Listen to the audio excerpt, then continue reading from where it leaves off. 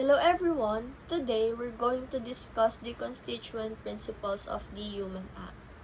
Understanding these principles is crucial for forming a good conscience and making moral decisions in our daily lives.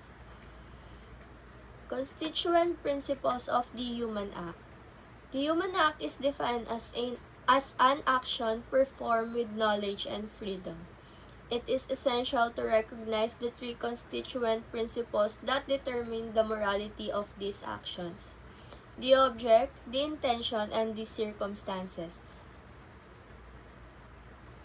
Let's break this down one by one. We have the object. The object refers to the specific action being taken.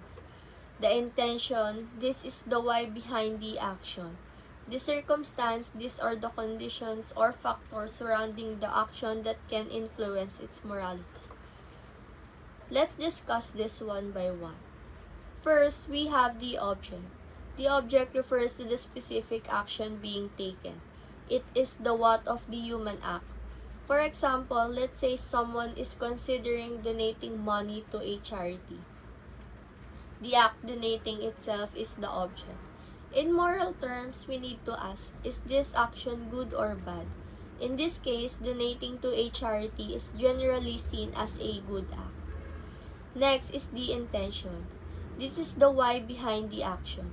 It reflects the purpose or motive that drives a person to perform the act. Continuing with our example, if someone donates money to a charity to genuinely help those in need, the intention is good. However, if the intention is to gain recognition or praise from others, then the moral equality of the act is compromised. Finally, we have circumstances.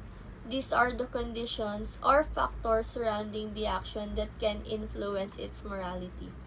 For instance, if someone donates a large sum of money but is doing so because they are being pressured by peers or to avoid negative consequences, the circumstances may affect how we view the morality of that act.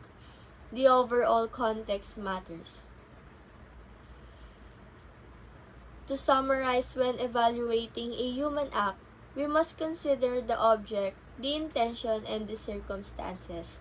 All three principles work together to help us determine whether an action is morally good or bad. Object plus intention plus circumstances equals morality. Let's put this into a real-life context. Imagine you're at a community event and you see someone struggling to carry heavy boxes. You decide to help them.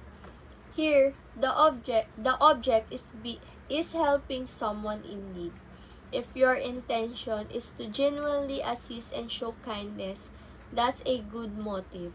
However, if you only help because you want to be seen as a good person by others, your intention might not be as pure. And finally, the circumstances. If it's a situation where help is genuinely needed, that reinforces the goodness of your act. Understanding these principles can guide us in making moral decisions. It encourages us to reflect not just on our actions, but also on our motives and the context in which we act. Thank you for joining me today. I hope this discussion helps you in your journey towards forming a good conscience.